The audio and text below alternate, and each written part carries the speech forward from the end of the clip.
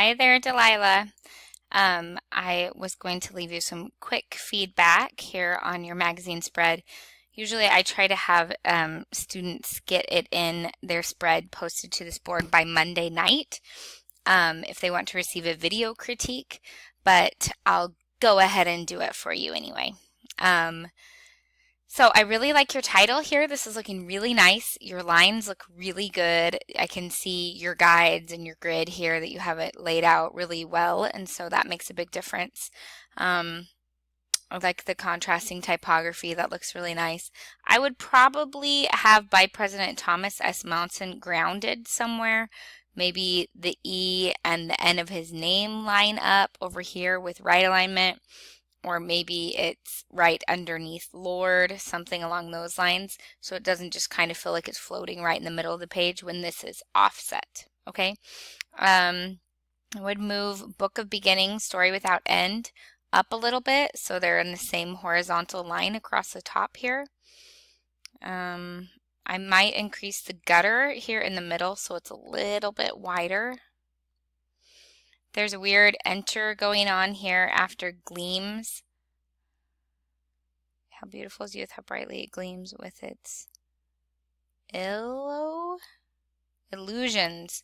Okay, yeah, this has ended up being pretty much illegible, unfortunately.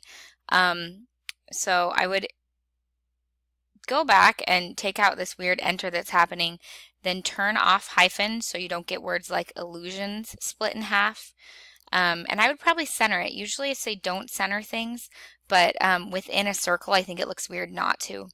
On your text wrap box, you're going to need to go in there and select the option that says wrap to shape as opposed to wrap to bounding box. That's why you're getting this weird square around here. Okay, so I would go ahead and do that. When you hit window text box, it's going to pop up with a few different little icons along the top. If you hover over those, you will see one that says wrap around object shape, and that's what you want, okay?